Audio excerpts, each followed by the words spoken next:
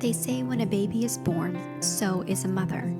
But while you are there to help your baby grow into the person he or she is meant to be, who is there to help you? Many women feel lost and alone when they become mothers, wondering, who am I now? Sometimes it feels like the transformation from woman to mother is as radical as a caterpillar's transformation into a butterfly. Did you know that inside the chrysalis, the caterpillar literally turns into goop before it rearranges itself into a butterfly? This podcast is about the goop, what soul transformation looks like as you transition from being a woman to a mom. Your baby's growth matters, but yours does too. You're not alone. I'm your host, Brittany Ming. Welcome to the Motherhood Metamorphosis. Welcome everyone to this episode of the Motherhood Metamorphosis. I'm your host, Brittany Ming, and today we're talking to Sidney Garcia. Sidney Olivia Garcia is a mother of two in Arizona. She is a certified epigenetics coach and embodiment practitioner, helping women come home to their bodies and bring well-being to their families, starting with themselves. She is passionate about her work after her own challenging transition into motherhood that birthed healing transformation for the whole family. So welcome, Sidney. I'm so excited to have you here. Thank you, Brittany. Super happy to be here. Thank you for your work. Yes. So I know there's a story in your bio, and I was wondering if we can just dive right in, and can you tell us about your challenging transition into motherhood and how this helped you find purposeful and life work for yourself? Yeah, absolutely. Yeah, my transition into motherhood, if I had one word to describe it, would be insecure. I was incredibly insecure about it. And I think that came for a few reasons besides just like the transition to motherhood, which is a whole big thing. About 6 weeks before I got pregnant, I actually quit my really like high paying job in order to start a business. So I was like navigating identity change of becoming an entrepreneur. And then it was like, surprise, you're pregnant. Identity change of now you're a mother. And it was really interesting. Like my husband and I had a really happy marriage up until about this point because with it came so much uncertainty. It was like, well, now we're going to have a baby. You just quit your job. Like, how are we going to pay the bills? And what are we really doing here? Are you going to be a stay-at-home mom? There was so much like just anxiety kind of going in. So I had a pretty anxious pregnancy and then had a planned C-section that unfortunately was not medically necessary. So that was a period of loss and confusion. And then I was doing really well, super happy with baby. And then the pandemic hit and like just started experiencing depressive like symptoms and lots of anxiety. I did not feel like myself and was questioning everything. And I was a super happy, like vivid, like what's the word? Like vibrant is I think what people would call me before. And I just felt like flat. I felt numb. I remember one day looking at my husband and my daughter, and I knew like there was so much love there, but I couldn't feel it. And at that point, it got very scary. So, started seeking like help, and with that like found out a lot of kind of the things that I'm really passionate about now, which is helping women come home to the bodies and like processing traumas and unprocessed experiences through their bodies so that they can start feeling like themselves again. And met a couple incredible physicians who are integrative practitioners, and they kind of helped see me as a whole person, and through that like just facilitated a lot of growth and healing. And the happy part of that story is through a few really challenging conversations with my husband, because all of a sudden these little things started popping up in our marriage. Like it was almost like we saw each other for the first time, like as these new people, like new parents. And after that, that's what I mean by like healing started happening through the whole family. It's like we started healing different patterns we've both inherited that we're trying to break, and health. We started taking care of our health, and our daughters are now we have two super healthy and thriving. And it felt like I never got diagnosed with postpartum depression, but I call it like it was my postpartum dawning. It was this period where it felt super dark, and then I popped out and we were just like this new family. So that was my transition to motherhood. Do you think that the dawning happened after your second child, or was it in between when you had your first and your second? In between. Yeah, Okay. it was in between. About the time I started working with those two medical doctors, and then also a couple chiropractors, and started working through the body. It was interesting. There was a period of just like dropping emotional stuff that I just hadn't processed, including identity changes. And then I just started feeling like alive again. And I could like just, I remember the first time I came back from like a really empowering, it was like a retreat experience with a lot of healing in it. And I remember looking at my daughter and it was like the reverse. Like to me, I perceived it like she saw me differently and I felt different. And it just, everything kind of like shifted and changed after that. So Yeah. then we decided to have our second one. Yeah. So how old are your girls now? 4.5 and just turned 2. Okay. We got 205. So as I'm thinking about your story, you said you saw medical doctors, you said you Yeah, saw a chiropractor, you said you went on this retreat that was life-changing. Can you talk to us, if you feel comfortable, about the really practical stuff that helped you? Because a lot of women are yeah, like, I don't feel like myself, but I don't even know where to start. Like, I yeah, want to explore my identity, but like, I don't even know what thought process to start processing that. Can you talk us through what totally. your journey is? I know it's going to be different Yeah, for everybody, but hearing really absolutely. practical stuff can be helpful. 100%. And yeah, thank you for bringing it to practicality because it's easy to talk in hindsight, like, oh, there was just this big transformation. Yeah. It started with a book that came to me, and it was called The Body Keeps the Score. And the author is Bessel. Oh, I see you nodding your head. Bessel van der Kolk. And that was the first time the information like came to me that, whoa, like there are things that our body is holding, and there are ways that are super practical in that book to start allowing your body to process things. So I was very much stuck in my head, and I needed a way to get grounded in my body. And that was the first thing about feeling like myself again. And so things can be really simple, like physical exercise or deep breathing, like especially down into the belly, just doing sensory things. So getting like literally using your five senses and getting into the body, and like it helps you drop out of your head, which is where so much of the activity is. And that has like a grounding effect and can help you feel calm. The second thing after that book was I started seeing a chiropractor. And the chiropractor I saw specifically practiced something called network spinal analysis. And so it's not actually like a popping of the back. He would like touch these super, like these just spots on my back that were super light, the lightest touch. And these massive emotional releases would just like wash right through me. And there was no like memories, no thoughts. It was just emotion leaving my body. And that was kind of an aha moment. Like, I don't need to analyze and understand everything that's wrong with me. My body can literally just start processing. And then there was just other things that happened after that. But those were probably the first two things that were really groundbreaking for me. That's really fascinating. I have read that book. It was really good. I'm going to Yeah. say this. I was actually scared to read that book for a Yeah. while because people have been talking about it for a long time. And I was kind of like, do I want to do I want to dive into this? Because Yeah. I sometimes you feel like I'm an empath. I get really connected to things. I really appreciated that book for how scientific it was because Hmm. it showed a lot of practical stories, but the scientific way it presented it allowed me to keep some emotional distance and absorb the information better, if that makes sense. Yeah. Um, and actually, chiropractic care wasn't mentioned in there, so I'm really fascinated that did you go into your chiropractor appointments hoping that this would be the outcome, or was that something that you were surprised at? Yeah, thank you. So first I want to comment about I had the same reaction about that book, and it was just kind of some trust. I have a science background, so I also really appreciated the science because it was like, what is all this stuff? And then to answer your question about chiropractic, that kind of was the outcome I was seeking once I understood, like, okay, our body stores stuff. I was never into, I used to consider chiropractic super woo-woo. Same thing with acupuncture, all that stuff, especially having a background in biochemistry. I was like, no. But I was open-minded enough to what are some different methods to use that are more holistic.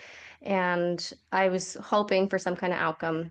And I had heard from somebody else about network spinal analysis, and that led to some like, okay, a big relief. Yeah, so you were like, I've done this research. This is like my experiment. I'm gonna try it out. It was an experiment, yes. And I tried to stay super neutral, and I just couldn't deny like there would be certain ways my body would be like, it's like subtle manipulation, right? So subtle touches, and I didn't make it up. It was just like washes of emotions, and sometimes laughter, and then other times just like grief is just the feeling, no story behind it. Mm, So it's yeah, interesting. I love that. And I know this can be like some people would be like, that's weird. That's too woo-woo for me. Totally. I know that in my life, I'll just share some practical stories from what I've experienced.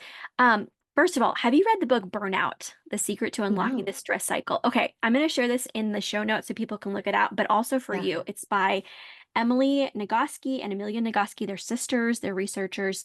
I read this during 2020, heard about it on a podcast interview. And this is what helped me start to unlock that idea of like, okay, I'm in this stress cycle. And the way the authors describe it is like stress has a peak and then it has an end. But if you get stuck in the middle of that cycle, it just stores inside your body. So you have to Mhm, complete the stress cycle in order to release that stress from your body, because otherwise it just mhm, stays in there. And they mhm. describe all different ways. Exercise is a huge one, Yeah. laughing. Yes. They talk about hugging, like to release endorphins. And it's not like a quick hug, like you have to like stand there with your loved one Yes. for like a good, like at least 20 seconds. And Yeah. really, if you hug somebody you love and you like hug them for a long time, you kind of feel that you Yes, the know, release. like that, like your body, you may literally sigh, but your body is like relaxing into that hug. And that's a release of the stress cycle, like whatever you were going through. So for me, something that I have started doing, because I recognize this in myself, is I've practiced yoga for a long time, but I know that, and I go through patterns. It's not like I'm like every Monday, Wednesday, Friday. Like I try to practice several times a week, but sometimes you get into like my son broke his arm a few months ago. I've talked about this on the podcast, and that was that threw me off my entire schedule. But I knew that like after we got out of the hospital, after we like kind of came home, I was like, I have got to do some yoga because I knew that I was still in that stress cycle, and I was like, I have to like release this stress. Mhm, And I think it's for me, it's the intentionality of saying, this is what I'm doing for myself to help release things. And I also try to do lots of hip openers, lots of things for the back, because if you think, okay, what hurts in my body when I'm stressed? mhm. My lower back hurts, my shoulders hurt. Like this is where we carry tension in our bodies. And also, Mhm. I've read a lot of things that say, okay, we store motion in our hips. So I try to do, and I'm like, okay, that's a little woo woo, but like, let's lean into that for a sec. Like, let's like maybe Yeah. if it is As true. an experiment. Yes. Yeah. So let's do this yoga routine that has lots of hip openers in it. And I do feel better afterwards. I think it's a combination of like, I'm being intentional to say, I'm taking a moment or 30 minutes for myself to stretch, exercise, focus on breathing, and also the actual act of physical activity helping release that stress cycle. And Mhm. so this is a rescheduled meeting for us, and I rescheduled because I had a really bad migraine. That was also a really stressful event on my body. And so yesterday I did a long stretch 30-minute yoga session, and it was specifically because of that migraine. And so I'm like, I'm doing this for me. I'm doing this to kind of complete that stress cycle of the horrible migraine I had for like 36 hours. And it's like you're marking a completion in your mind and in your body of saying, I'm moving forward from this. I'm leaving this behind. And sometimes you have to do that like over and over again and Yeah. make it that practice because you have a lot of stress to go through. Like you going to the chiropractor multiple times to say, okay, my body is releasing. I'm letting Yeah. go of these things. How Mhm. does that resonate with you, or like in your own life? So well. There's like so many comments. I love so much of what you said there because really important to me. And even how you open this, like you asked for my story, but nobody's story looks the same. And I'm really big. So although those chiropractors were the first step, and then I had those amazing doctors, one of my really big messages is that you actually have the wisdom within you to find your own solutions. And you already know what works for you too. And so that whole thing you said about relaxation and the completion cycle, that's like the premise of that book, The Body Keeps the Score, and also Peter Levine's work. He's got a book called Waking the Tiger, which is like if we had an overwhelming experience, like, and it doesn't get processed, it needs to complete. So it was a stressful experience. It peaks, and just like you said, like the body, the nervous system needs to do something to relax in order to complete that cycle. And I love what you said about this, like the word coming to mind is like discipline as well. And it doesn't have to be like an hour of yoga every day. If you have something that you know works for you to just help you relax and let the nervous system just unwind, it can be as little as like 5 minutes a day of just deep breathing or just stretching. Or my favorite practice is it's called the nonlinear movement method, where you let your body move in unstructured ways and you're not following any kind of like certain poses or dance that you've seen, but by feeling into your body knows exactly what it needs to do in order to release that stress. And that's like our nervous systems were built that way from animals. So 5 minutes of that, of just putting your intention on it, like I'm just gonna let my body move in whatever way it wants every day, like can work wonders because it's the power of our intention, it's the power of release, it's the power of doing something for yourself. Especially as mothers, we do so much for others, right? So it doesn't take a lot, and I'm a big believer that we all have the answers that are perfect for ourselves in our unique like family. I love So when you said resonates so deeply. when you said unstructured dance or unstructured movement. It's just imagining like cranking up the early 2000s music, like super loud and just dance party, like, and just move however you want. Is that Yes, what looks like practical? Because people are like, well, I don't know totally. what that looks like. Do I just like shake Yes. my hands out, shake my feet out? Like, Well, yeah, yeah. like that, exactly. And so sometimes, like, whatever I might be feeling, if there's like, sometimes I just feel really angry. Like, our nervous systems get like built up all day from all the activities we've got going on. And at the end of the day, I might just feel really frustrated. And instead of feeling mom guilt, like, oh, I shouldn't feel bad, I'll put on music that like feels like angry music, and I will just like jump up and down and dance and like shake my hands out and like you said, so we store a lot of emotion or tension. I'd say we store a lot of tension in the hips and in the shoulders, and just letting them move and like wiggle. And a lot of times the release is like laughter because it's like, oh my gosh, I look ridiculous. And you mentioned laughter, and it's like, Mhm. like I feel so much better. I'm ready to just go connect with my husband now and like kiss my girls goodnight. Yes. So Yeah, that's that's what that really is what I good. mean. Hmm. Um, I want to mention a couple other ideas I took from that book, just because so people have practical ideas. Yeah. Walking is super good, like just going for a walk. Sex is great. If you Hmm. have a partner, like if you like having connection, having orgasm, like those things can be amazing for resetting. If Yeah. you're in a safe relationship, it's trusting and loving. Um, they had an example of this woman because people always talk about exercise, exercise, exercise. And this woman in their example was like, I hate exercise. Like, I do not want to exercise.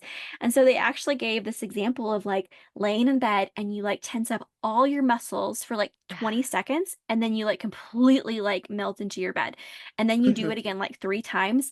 And that can reset your whole system. Yeah. And it's like I have done that, and sometimes I know if I can't fall asleep, I'll do this. And sometimes I know you should just do that exercise. And I'm like, I don't want to because it's like you don't want to let go of it. And you're like, this is going to Yeah. take a lot of energy because like tensing all your muscles in your body for like 20 seconds actually takes up a lot of energy, It does. but it feels so good afterwards. And that actually really works. So deep breathing, belly breathing, 4 in, 4 out, holding in between both of those, that Hmm. box breathing, that works really well. So there's Yep. so many different ways that we can help reset ourselves, which I think is so important in motherhood because we are managing a lot of emotions for a lot of little people all the time and Oh big yeah. people. Like I've got my teenagers and I'm like, oh my gosh, you're so frustrated.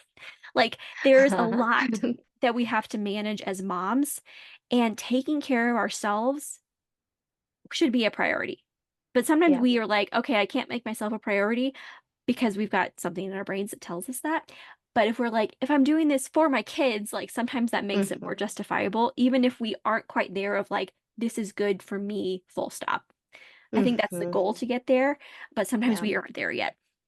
Yeah, I love how you said that. Yeah, absolutely. It took me a long time to give myself full permission to prioritize like my own needs, and that's okay. Like, in the beginning, it was about, well, I wanted me to like show up better for my kids and my husband. And I think that's okay. There's like so many things we're changing and shifting and managing. Like the more we can just give ourselves permission to feel how we feel, the easier like it all just gets and take little baby steps, right? So Yeah. love that. Can you tell us about what is an epigenetics coach? Man, I'm having trouble with that. Tell us what that is and how this looks in practicality as you work with women. Yeah. So genetics are what our DNA is. So we have various genes. And you can think of genetics, I like to think about it like if you walked into a library, like all the books are the same and they don't change. But epigenetics is how our genes are turned on or off, or how they're kind of like read differently. So you might have this gene, but is this gene on or off or turned up, turned down? And so that's like going into the library and choosing which books to read. So, based on lifestyle factors, this is where it gets practical. A lot of epigenetics coaching is like lifestyle modification and preventative, like health. If we are leading healthy lifestyles, we're managing stress. That's actually one of the biggest things. If we're sleeping well, if we're eating well, if we're moving our bodies, then this actually allows our genes to express optimally. So it's not that different from just general wellness. It's just with the understanding that, okay, we can optimize the way our genes are expressing, which affects our bodies and our minds. And so the way that looks practically, I have a partner, so she can actually sequence genes. And then we can actually get super specific into lifestyle modifications that are ideal for an individual. So that might be specific supplements based on your genetics and other types of things like the specific foods that might work for you. And so that's kind of like a process. Can you give us like a Jane Doe example of like Jane Doe comes to you and says, "Hey, I want some help with this." And could you give us an example of what it looks like to work with you and what some optimal outcomes are for this type of practice? Yeah, absolutely. So I'll give an example of just myself because I got my gene sequence and I learned a lot about myself. And one of the things that was the most impactful was learning my ideal time to sleep. So Mm. some people are true morning larks and other people are true night owls. And so just understanding that part of my body had a lot of practical things that came out from it. So when I had a newborn, I learned that I sleep actually ideally a little earlier than my husband, and that means I'm going to get the most restorative deep sleep earlier in the night than my husband. So we stacked our feeding schedule so that way, even though we were both going to be waking up, it was set up so that I could get my deep sleep and then my husband could get his deep sleep. So that was like a really practical thing that just helped me survive that newborn phase. Other things were like I learned I don't process vitamin A the way a lot of other people do. So I have a supplement where that vitamin A gets processed it's a specific form of the vitamin A, so my body can process it better. Other things I learned were just about my macronutrient profile. And a lot of this is a little bit of experimentation. So, part of that aspect of coaching, they're called tools where you wear like a smart ring or like a smart watch and you're tracking for differences in qualitatively, like how you feel. Like, do I feel better? Do I not feel better with this intervention? And then also, like biometrically, what is my heart rate variability doing? What is my blood sugar doing? What is this doing with this lifestyle intervention? That's that aspect of the coaching. And then the other piece I do is the embodiment work, which is more stress techniques, relaxation techniques, and like nervous system regulation tools. So I love that. I love that there's tools out there, like we're doing really sciencey stuff, we're like tracking our genes and everything. How have you found this to be just life-giving in working with mothers? Because is that your primary clientele is mothers? It's women. Women. I have Okay. a soft spot working for mothers, I think, because I am a mom and I tracked through that journey. What was your question? Sorry. Can you tell us like some patterns you've Oh, seen in mothers and women that you've worked with? Like, these are things that I recommend so often. These are things that all women or mothers specifically would benefit from. yeah. Yeah, I'm actually going to move away from like the epigenetics piece because that's so specific. And honestly, as I do this work, so much of the positive outcomes from that are just general health, like not even needing to get that specific. That's, we can do that later. When it comes to just generally what patterns are moms working with, um, I think it is breaking that mindset that our needs need to come last. And I just see that all the time. And it's hard to break through because we're wired to take care of our children and to be incredibly empathetic with our partners. And so there's something about the way women evolved that makes us natural nurturers. And so it just takes and in the beginning, I agree, it can be like, I am doing this to show up my fullest as a mom and as a wife. That's the way it started for me. And it still is that. And I also have a space for myself now. And I think practically breaking through that is what we touched on, just about just starting small and having I call it discipline. There's freedom and discipline of getting to bed on time, of like making sure you're going for nature walks, of making sure if you like to paint or color, like you do it once or twice a month. You know what I mean? Just really simple things. And it feels like once somebody starts sleeping well, I'd say that's number one, and then just start like taking care of just a little self-care, so much. It's like a positive spiral upward. You know what I mean? And then you can get to like the fancy stuff like epigenetics. Like Yeah. it's like the basics. Yeah, I think that's so important. I have 5 kids, and so I feel like every time I have a baby, like I've gotten better at that. I know that so I have twins, and then when my twins were 5, I had my third son. And so I remember when I felt like I had to keep showing up in the exact same way for my kids, even after I had another baby. Because like you want to keep their life, you don't want their life to be so disrupted, which is ridiculous. Because of course, bringing a new person into the family is incredibly disruptive, like in the best way, but it's also a Hmm. huge adjustment. And so I had like a very hard labor and birth. I had a 3rd-degree tear. And so, but at 10 days, I was taking my newborn and my boys to this indoor playground. And I remember sitting on this hard bench and being like, I am in so much pain because I had a Yeah. 3rd-degree tear. And so I was like tearing up, sitting there holding my newborn and being like, but I have to do this. I have to like do this for my Yeah. kids. And then like 2 years later, I had another baby. I'm like, that was fucking ridiculous. Like, I am not going to do that again.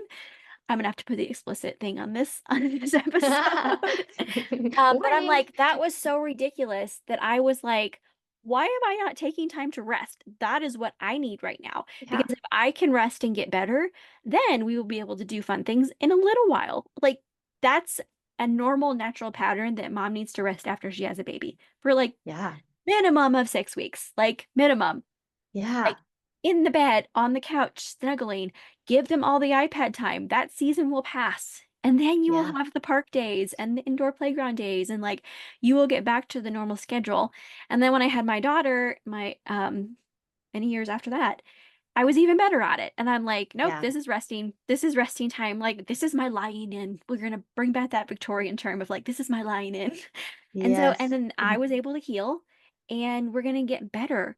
And I think that I did plan for that time too. Like I cooked. My goal was not to cook for a month after I had a baby. And so combined with meals that I I love cooked that. and with people that brought me meals, because I had that privilege in my life of people bringing me meals. Not everybody has that. That was my goal. It's like, I'm not going to cook for a month.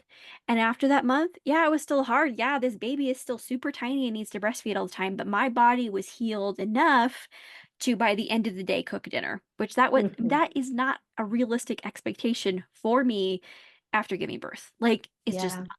And so other women might feel different. You might feel amazing after you give birth and able to do your normal wife, mom, partner things. But I think most women you need the lying in. Just have your lying in. So Yeah. that's just a super practical example of after birth, but we need these practices in our lives throughout our motherhood experience. Mhm. Yeah, 100%. I love what you said about like the season. That was so hard. Like I rejected that so bad after my first baby. It was like, and the catch I had it was during COVID, so there wasn't a lot I could do. But there was this part of me that just really wanted to be like the way I was, energetic and all these things. And I didn't learn till later. It actually takes 18 months just to nutritionally like get your stores back from building a baby. And so that does affect our bodies and our minds. And there's so much going on in the brain in those first 2 years. And so I think I love like just the permission of knowing like it's okay. You don't have to be super mom and super woman and like let yourself sleep. And it takes a lot of like reverse training like to do that. You know what I mean? Yeah, it's And I go mhm. ahead, go ahead. I was gonna I say I think I'm glad this when you talked about like then you didn't cook for a month. I love that. And I think the second time around I did give myself more permission to do nothing because it was a second C-section and we had just moved, so I didn't have neighbors or anything like that. But I let my cousins, it was in the summertime, fly out and they spent 3 weeks with me. And then my mother-in-law came and then my mom came. So, like, I really gave myself that permission to just not do anything, like, literally just do nothing except hold the baby. Yeah, and And it let was people take hard. care of you. Yeah. Yes. I think there's this idea of like we're supposed to be superwoman or we're supposed to be like blah, like we're failing. And I think the middle Hmm. ground where it's still hard is like we want to feel normal. And Yeah. we don't feel normal. Don't feel like our energy is the same. Our mental health is like stable or I hate to say that. Yeah, yeah. But in certain seasons, like you don't feel stable. You don't feel like yourself. Right. Like you're down or you're anxious or you have depression, like these different things. Like we can have the idea of like, I don't feel like myself, but I'm going to get back there if I'm gentle and patient. And Mhm. if I ask for support and help, because that's a Mhm. huge piece. Sometimes it's not just waiting it out. Sometimes it is. If you have Mhm. the wisdom to know, I know that after, I stop bleeding or if I, all these different things, I'm going to feel better. But even like in other really big transitions, I know for me, we just moved. And so I have had to, and we had a difficult time finding social support in our last place we lived. It was 3 years. And then we Mhm. moved, and that social support just never, I was never able to build it in a way where I'm like, I feel supported. Like that was not the case. And then we moved again, Mhm. and I'm having to rebuild social support. And part of me is like, fuck it, I don't even want to try. And the other part is like, this is what you need in your life. And so you Mhm. have to keep showing up in your life in the ways that make sense, even if you don't feel like it. Because Mhm. eventually, hopefully, those building blocks come, those supports will come in place. You will find relationships, you'll find friends, you'll find the support you need in your life to keep moving forward in a way that makes you feel like yourself. Mhm. Absolutely, yeah. Yeah, I love that. I actually also moved. I'm in 4 years, we moved 3 times and had two babies. Oh my God. So there was just no, and we don't live close to family. So it was really hard. And I also went into kind of like helplessness of what's the point? Like there's literally no one around here. The first neighborhood we were in, there was just no kids. Like in our neighborhood, no parents. It was an older neighborhood. And then it was like we moved into an apartment and it was just all young like kids in college still. And then we moved to another neighborhood and it was really hard and it took a while, even just like play dates. That became a really practical thing in the early years, like just get outside and talk to another adult, like talk to another mom and go use your old skills. You used to be super social. You're going to be really awkward and like just try. And it was super awkward in the beginning. Like I feel like I forgot how to talk to human beings.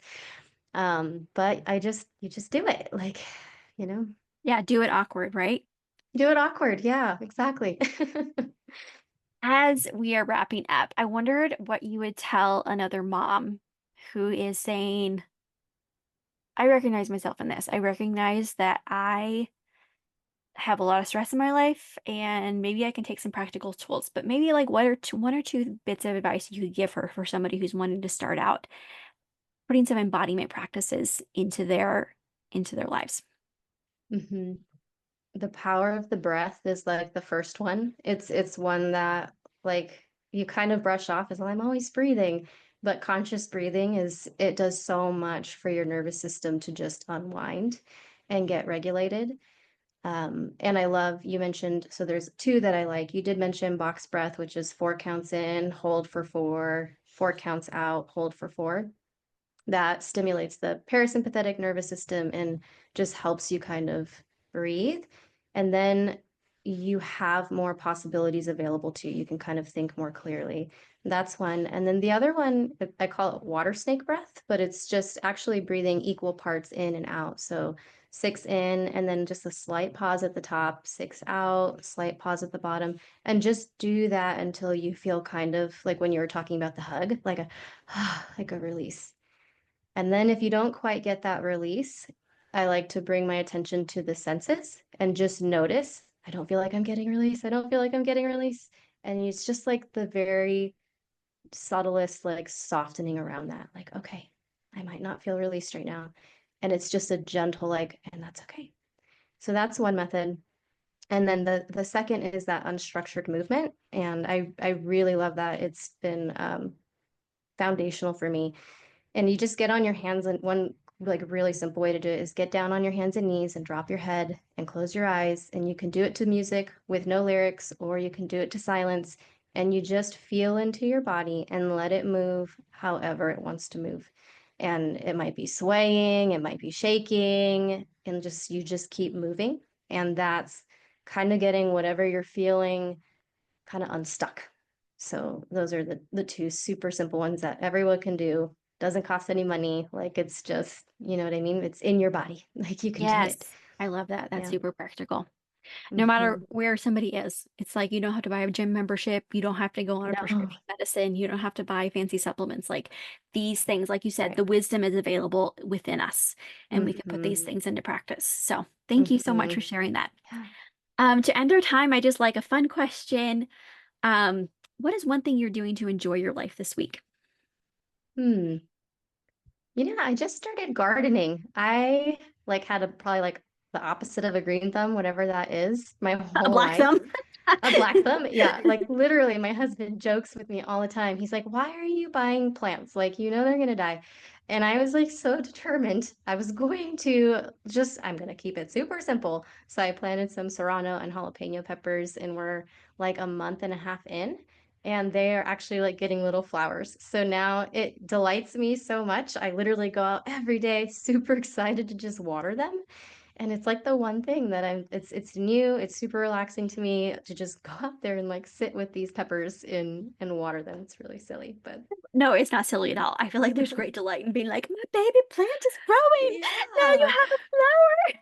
Especially when like you had no green thumb before and you're like, I kept it alive and Yes. it's like growing. Yes, I once So it's killed a super cactus, exciting. so that tells you about myself too. But I also like want to grow Fun. plants, and I'm like, I'm not so good at this. Yeah, that's awesome. I hope you get lots of peppers and you Thank can you. enjoy them. I'll email pictures to you. Yes. Well, thank you, Sydney. I'm so glad you came on today. Oh, where can we find you online? Oh, you can email me directly, and that's Sydney at reviveyourthrive.life. And Sydney is Sidney. And then my website is www.reviveyourthrive.life. Great. I'll make sure to share those in the show notes so that people can follow you or follow your website and take advantage of the work you're doing. So thank you so much for sharing that. Thanks, Brittany. Really appreciate it. Thank you for all your work too. I wish I had this podcast when I first started being a mom, but love Oh, it now. thank you so Yeah. much.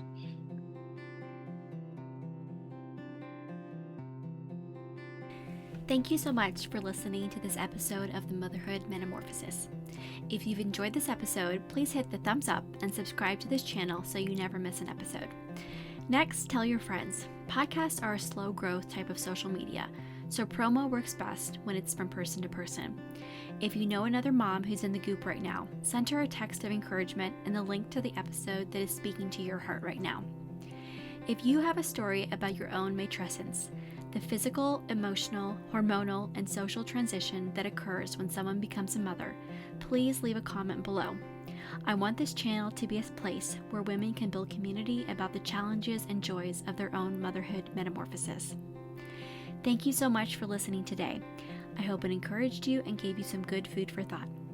If you ever have any questions, comments, or you'd like to reach out to me personally, you can email me at brittanyaming@gmail.com.